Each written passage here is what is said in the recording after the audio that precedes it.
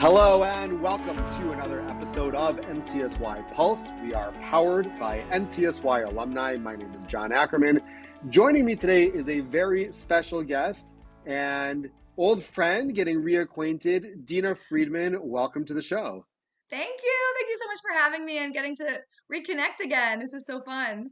It is a lot of fun, and for those watching or listening, Deena and I go way back to when her husband Avi and my wife Nechama were both at Einstein School of Medicine, and we had the adventure of being the spouses of medical students, which was so much fun all the time. Yeah, we basically went to medical school. Yeah, do you ever feel that like people ask you questions because you're married to a doctor? They're like, "Hey, what do you think about this?" It's like, "Oh, No, they yeah, they just asked me if Avi can look at something, and I'm the secretary. I'm like, yeah." sure, give me a disc. I'll go find him. Me too. I get all the questions. We get a lot of, Nechama's an ER doc, so we Yeah, get a that's a lot of good like one. kid injuries, but it's not great because people show up all the time saying, "Hey, could you tell us if this is broken? Like, is this So you leg need the broken?" radiologist Right. who doesn't have the equipment. So Exactly, here he exactly. is. You can't be here. Yeah, you can watch. I want to watch. You come say hi. I just No. want to watch. Oh, Okay. I hear Avi in the background. Excellent. A lot of The pressure when you have doctor, he somebody that's works in the watching you. basement. So Right, right. So that's convenient. everybody's That is working at home. I know, right? It's a great way to go. One of the things I like to tell people because I still have my Einstein ID is I don't know if you remember, it says like your name on it, and then it says spouse like stamped on it, Yes. and I was just like we couldn't just have an ID that had our name, like we had to like no no That's so no funny. I totally forgot about those. yeah like I think lest I should somebody still have that. Clean, uh, like, yeah, but like it's like lest someone accidentally think that we are a medical student. right? Like no no no no, you're No, we're just a just here in a spouse. supporting role. Yeah, exactly, exactly. Anyway, so here we are a few years later, and Yeah.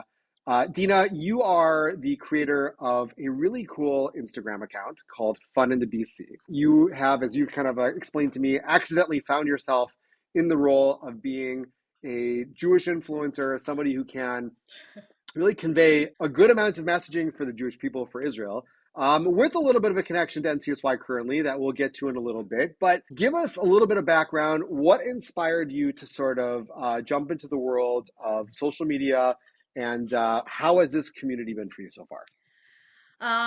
So I love my account. It's called Fun in the BC, and I have a lot of fun doing it. I started it, I guess, like 6 years ago. I always loved Instagram and the creative aspects and the social aspects. And I was like everybody else, kind of behind the screen, watching everybody else. And I decided that I love to create, I'm a sharer, and I wanted to kind of go on the other end of it and be able to share. On Instagram. So I decided to create an account based off of the things that people were always asking me, which was about details about the things that I was doing at the time with my kids. I like to have a lot of fun with my kids, and people were always asking for details of those adventures and the activities. So I figured my idea for my page was going to be sharing fun, literally fun in the BC, which stands for Bergen County, where I live in Teaneck with my husband and my 5 kids. At the time, 4 kids.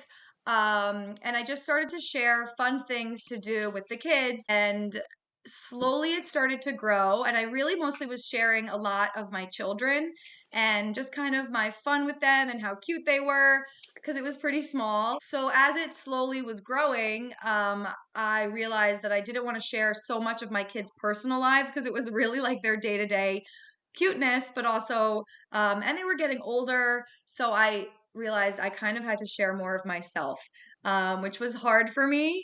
And it took a lot of uh, self confidence and growth. And if anybody wants to like learn about um, evolving as a person, start an Instagram account, and you are putting yourself completely out there and having to kind of stop worrying, which I have a hard time, just what everybody is thinking about you and just kind of doing what I love to do and to be.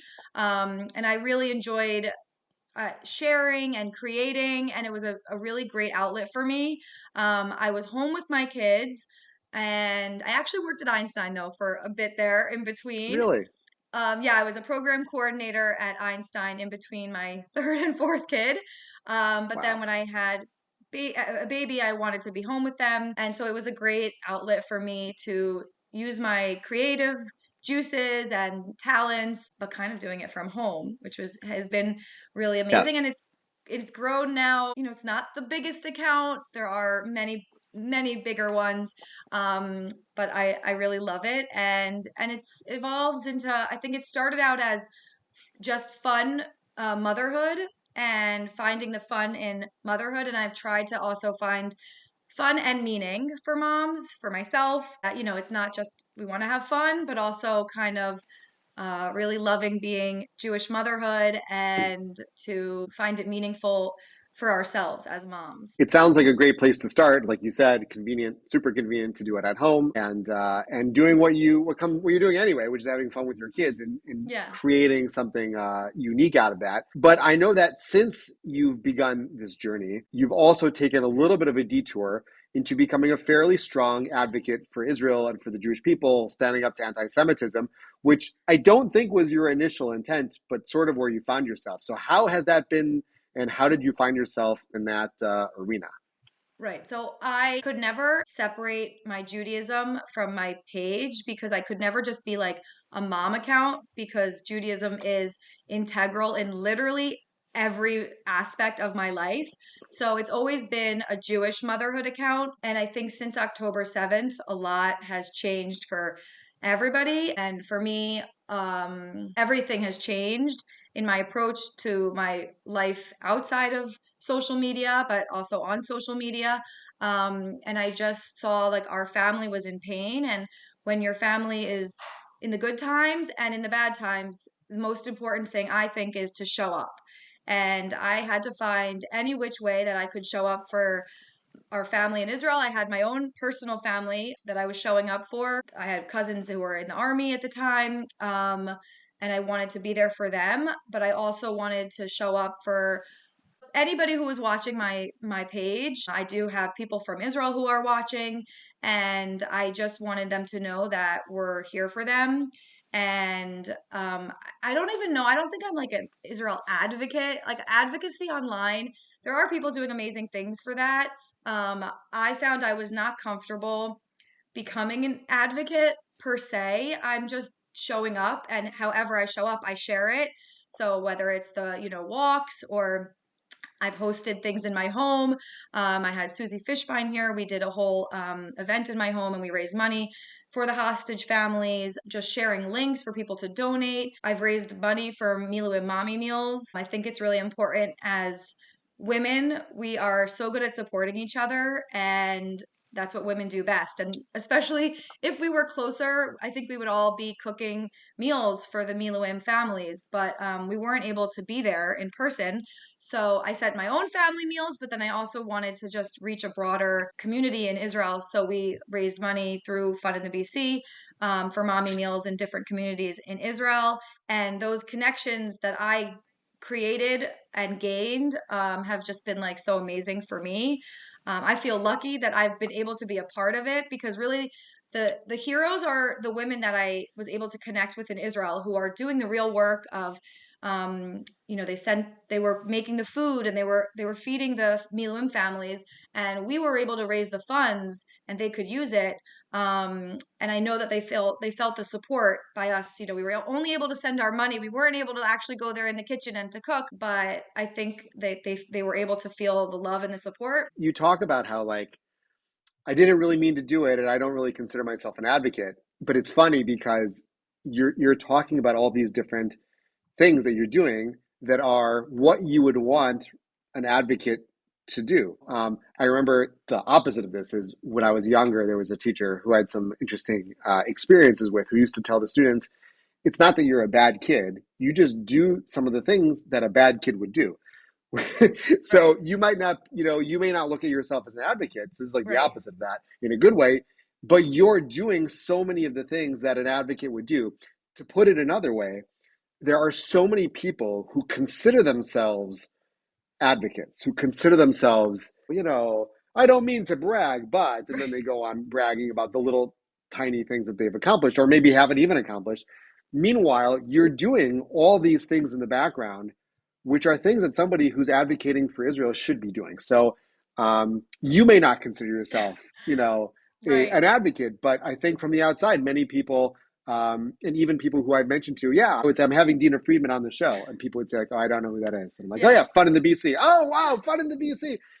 But you're doing all these really special things. Have you seen? I think whenever you're talking about once you really get into it, doing things for Israel, speaking for Israel, there's always a response online.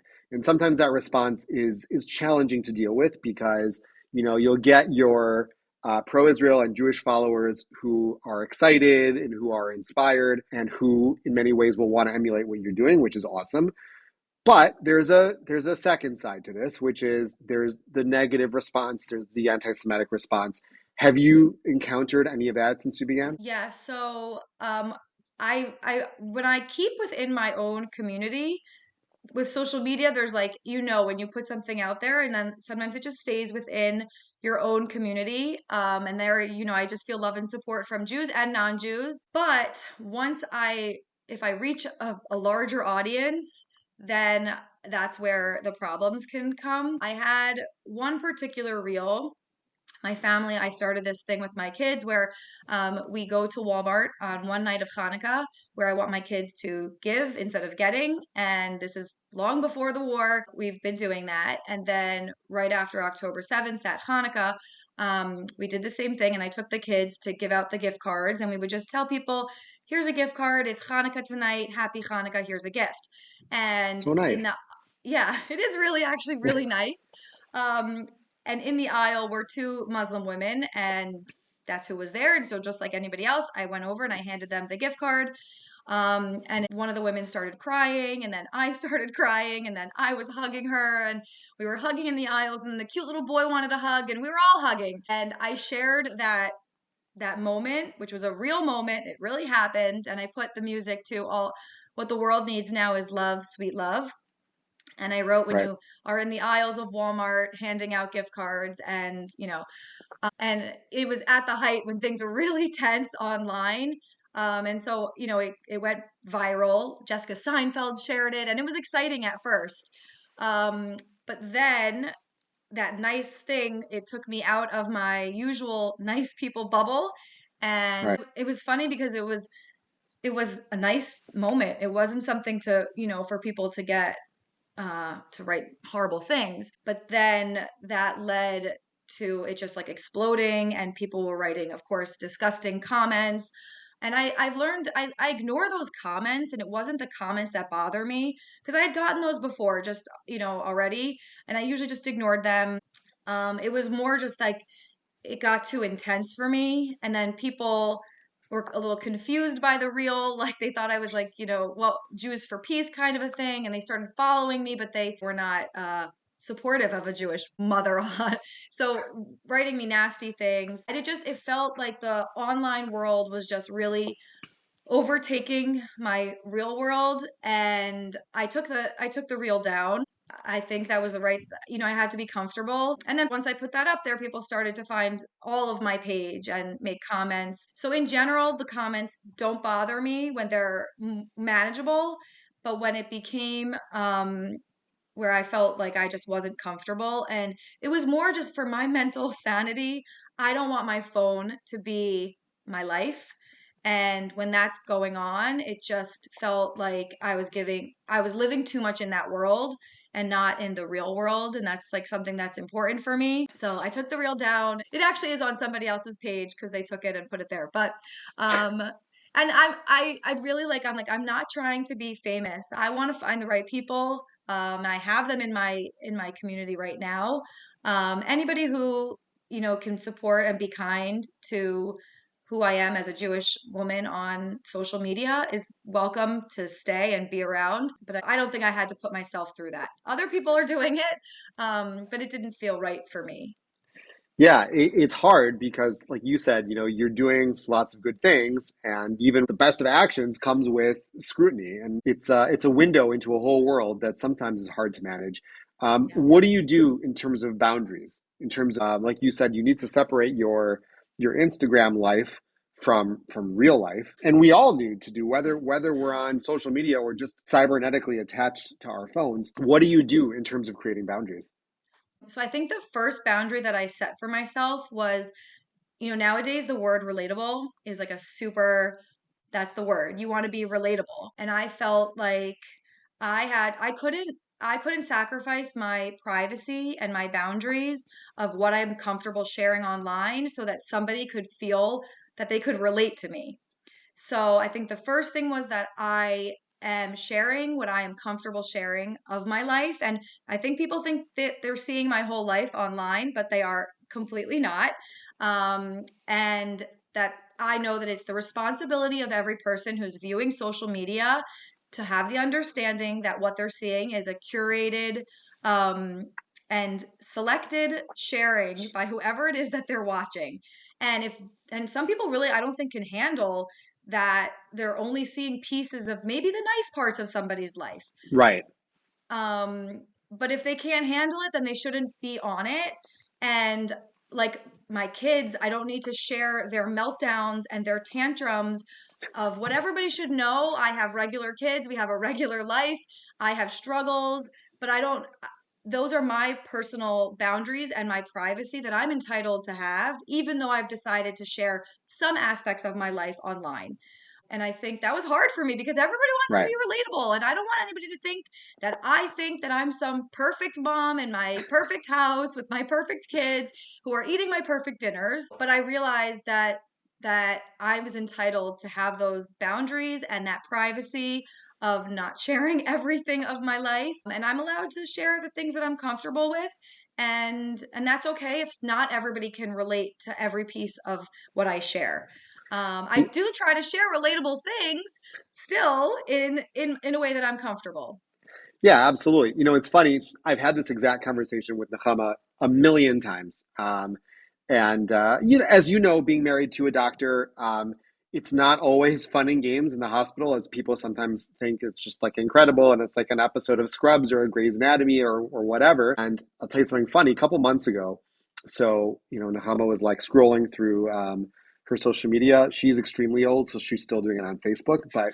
Um, she found this woman who's a nurse where she works, and she hadn't seen her in a little while because sometimes shifts don't overlap and whatever. And this person had posted on Facebook, I quit my job as a nurse. I'm now totally investing in crypto, and I'm doing classes on how to invest in crypto. I'm making, it was like some crazy amount of money, like $300,000 a month in a fraction of the hours. And look at this amazing vacation I just got back from, and all these crazy posts with pictures of her on like beaches and vacations and whatever. So she kept on saying, "Why am I doing this job of like saving people's lives? I guess, but like, okay, we'll Yeah, we'll set that but aside. it's grueling. Right, it is grueling." And she's like, "What? Maybe we should do this. Why don't we like quit our jobs and like become crypto people?" I'm like, okay. First of all, that sounds like the kind of thing like an insane person would say, like, let's be crypto people. But like aside from Yeah. that, how like if it seems too good to be true, it probably is. Yes. So a couple weeks after that, the same nurse posted on Facebook, "Hey everybody, I'm so sorry. I was hacked. Don't click on any of the links." And basically, someone had hacked her account and taken pictures from like old vacations that she had gone on Wow. and used them and said, "Look at this vacation I went on yesterday. Look at this vacation I went on yesterday. And I'm making all this money and I quit my job." She's like, "I didn't quit my job. I haven't been on social media in 2 weeks because I'm She's like, I working went on like." those vacations because I worked hard and I paid for them. Yeah. And she's like, "That was from 10 years ago. And that one was from like 15 years ago." And it was so funny. And of course, I said to Nicole, I'm like, "You see?" And she's like, "No, I don't understand. We're still doing this." But you see this window into Right. something that looks amazing. I mean, But what I'm sharing is all real. It's really right, happened. It is my right, true self. It is my true sense. It's just not everything. correct. I'm Um, not saying that you are No, the I know. crypto Yeah, crazy, I'm but just, like, because all those things are, yeah, whatever it is, it's all real and happening. It's just not obviously the entire picture of for my sure. entire life. And then also just in terms of balancing, I think I I probably could put out more things that would cause people to engage more and have more discussions. And I probably would have a bigger account for it. But I also, it's important that this is like something I do when my kids are in school, and then that when they're home, I'm not, it could be really addicting to try Right. to keep up with like what is somebody saying online and what is somebody messaging back and what are they commenting. So I try not to like open up things that will cause kind of too much engagement in a weird way. Like I love Right. to engage and talk to people, but I also have to try and just have a really good separation between online life and real life, and real life has to be the focus, which is hard when you're kind of doing stuff, Right. online. Right. Um, yeah. Absolutely. It sounds like you have your priorities in line and you talk about your kids in a really good and healthy way. And we all know as parents that parenting is really tough. And no one's posting pictures from their vacations of like the kids screaming and crying like in the airport, though Right. I have those pictures because I'm kind of the nut parent who will be like, oh, that's a great picture. Just, I do, and I teach your. have posted them before. Not on, just in my stories, Yeah, not on yeah. a post, just in a story. I like to drop them in like the family WhatsApp groups to show Yeah. everybody the real story. But you've told me recently that through your kids, you've gotten connected now into the NCSY world in a number of different ways. So tell us what it's been like kind of entering this universe called NCSY, and what's your experience been like so far? Well, I started NCSY when I was a kid. I grew up in Cherry Hill, New Jersey. I don't even think I told you about I this. didn't know that. No. Yeah, I was like, wait, I did NCSY. So I grew up in Cherry Hill, which is a very small town. I had two other girls in my class. My sister had one boy in her class. Wow. And NCSY was, a thing that people did. We had Simchaton in our shul frequently. I think it was like every other year at the time. And I did Shabbatons, and it was a really nice thing for, the Jewish youth in Cherry Hill, because we kind of didn't have the life that my kids are leading now in Teaneck. It's Yeah. very different. The options, there was no yeshiva basketball. They did Little League, and then when the game played on Saturday, you didn't play. Right. And so it was really the only thing I think that there was for the Jewish kids in Cherry Hill. And I have like really good memories of NCSY, and I went to Moshe Aaron Yeshiva High School in central New Jersey, and there were, that's where a lot of kids were doing NCSY at the time. We had kids from kind of communities that NCSY was very prevalent. Um, and now I live in Teaneck in Bergen County with my kids, and it's like a very different atmosphere. It's so nice. I love it to see what my kids have offered to them. My daughter just did Mail which is a huge dance production. Mail NCSY, and I think there were 220 girls Wow. that they did an amazing show. They spent months practicing. And it was such a nice outlet for girls to share their talents um, in such a really beautiful way, that was in a Jewish, in a Jewish environment. They were dancing, they were singing. It was women only. Mordechai Shapiro's sisters and his mom performed. So And Kira, fun. my daughter Kira's done this now. I think this is her second year. And every year it's just like such a nice thing for the community to have, for the girls to be able to showcase their talents in a Jewish way. And hopefully my kids go on NCSY summer. Yeah, listen, that seems why summer's awesome. That's Yeah, definitely on the radar. Should be on the radar. right. So, um, okay, so you've told me that as part of CSY that you started getting involved in some of the local challah bakes in the communities. Do you have any cool stories that you had in some of your challah bakes? Right. Well, so the NCSY challah bake that I did was recently at the JCC, in Tenafly, for support for Idan Alexander's family. Um, that was a later, but really the challah making for me started, um, well, really it was after October 7th, when they gave, I started baking challah to kind of just to daven, Right. and um and I would show it to like my aunt and uncle and my cousins. One of them was in Gaza, and his wife, that like, I was praying for him, and I just wanted them to kind of see it in more than just saying like I'm I'm thinking of them, but like here's the challah that I'm making. And then there was you signed up to make challah for hostage, and I got Alma Or, and I made challah with my kids, in her merit that she should be released. And then I decided that the challah for Alma I couldn't just like put it in my freezer. I had to share it. Right. So I went to my neighbors and I knocked on their doors and I gave them challah.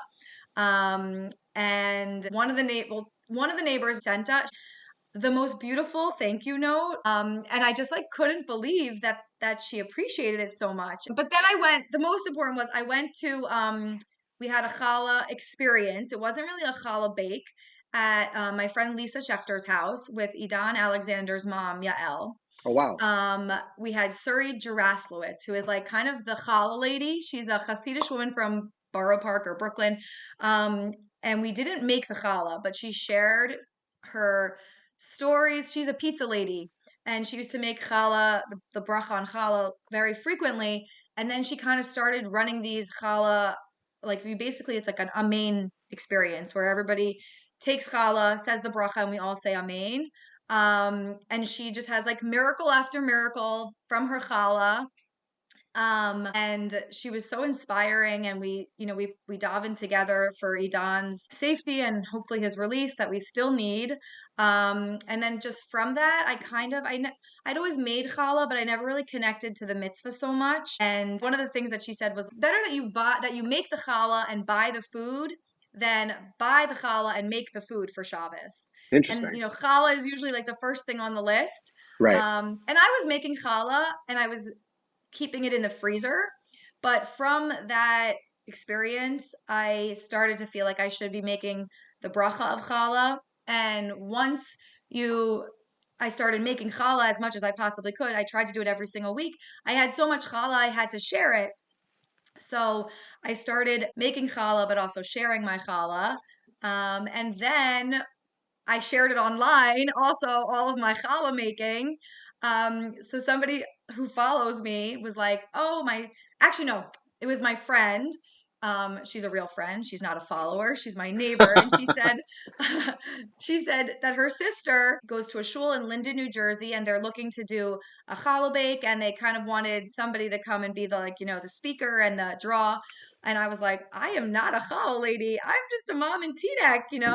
And then I remembered what Suri said, Jaraslowitz, who ran the challah experience, and she was like, you don't need me to do these things. Just do them. And then she was a pizza lady. She wasn't what made her a challah lady. She just made a lot of challah and then she started sharing. So I was like, you know what? Okay, I can be a challah lady. And I went to Linden, New Jersey. Um, and it was a really interesting experience because I didn't know anything about Linden. It's a really diverse shul. There is the modern Orthodox kind of the shul there, and there's also a really large Hasidic community. So in that room were women with all different types of looks, and it was really special to be part of just all these different types of women coming out together. And I wrote a speech and I spoke, which I had like a real public speaking phobia. I got over it when my daughter had her bat mitzvah, and I was like, okay, I should speak. And I was able to speak at our simcha, but then it really put me out of my comfort zone. I speak in my phone all the time, but sharing in public is not something like I'm really comfortable with. But sometimes you have to like seize the power within you. And I was like, I can do this. And I brought it, and it was really so special. And then I shared about that. And then somebody else messaged me.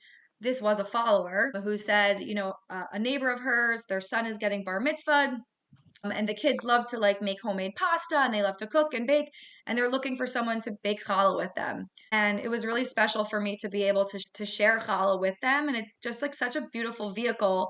I say that when I share my challah, I share my love, and that's whether it's like actually giving somebody a challah or sharing making challah together. And then that same week, that was on a Sunday, a follower on Instagram, friend from Instagram, because I feel like everybody's my friend, messaged me that her brother works in a corporate office in Manhattan, and they started a Jewish group after October 7th, kind of, I think, looking for support and connection in the Yeah. office. And would I go and do a challah bake in Manhattan? So I was like, okay. The challah bake in Linden, they kind of took care of all the supplies, and I spoke. So this one I had to get all of the supplies, and I'm a teacher. I really don't know anything about the corporate world at all. I was like totally out of my element. I like go, it was like across from Grand Central Station, a beautiful building, and I get up. I'm like, my ears were popping in the elevator. We were going all the way up the skyscraper. I was like, oh wow, like, the country mouse. Even though I went to Stern in Manhattan, I've been to the city, but like just never, I never saw an office building like that inside. And like the cubicles, I was like, it's like the movies. There was like literally just like so many cubicles. I'm like, this is where these people spend their day, in these cubicles. Oh my God. And then we You're went to like a this. walking Hallmark movie. Yeah, yeah. I was like, this is amazing. Like I've seen like medicine, all that stuff, and schools, but I just never seen a corporate office. Um, and I led a challah bake with the employees in their, not really a break room. They called it a pantry room. It was beautiful. I brought all the things, and there was men and women, and I shared about challah and what it has come to mean to me after October 7th. And because there's so much to pray for. So I was making challah, and I can't stop because there's still always so much to pray for. And so I just shared that all with them, and then we got to make challah, and they really enjoyed it. And it was a great experience. And like these things, just they come, and I say yes. And I always say, I'm like, say no when you have to, say yes when you Yeah. can. And I have a really busy life. I have, 5 kids. Avi's doing his doctor thing. And I'm very involved in like my community here. So I always have to check myself, say yes when you can, say no when you have to. And sometimes you have to say no, but if I can say yes, I really try to say yes. And when you do, you just have such beautiful experiences. And I feel like honored that I was able to be part of all of these things. And challah has taken me to some interesting places.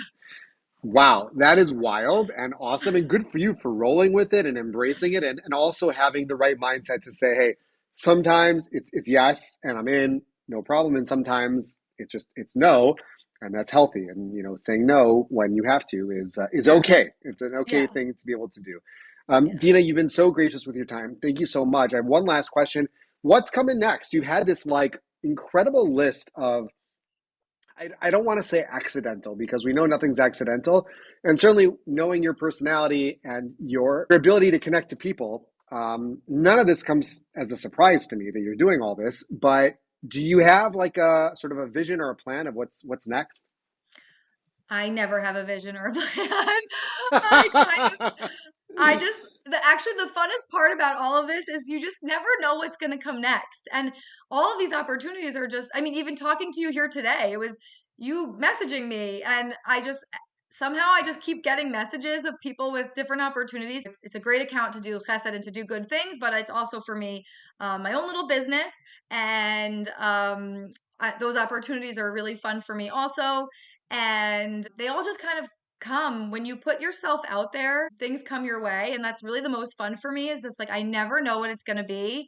And I always want to share good and positive and light to the world. The things that are coming up though in the immediate future, this month on February 27th, Avi and I are being honored at our shul dinner. So cool. Yeah, shout out to Orsadia and Teaneck. That's based on our communal engagement.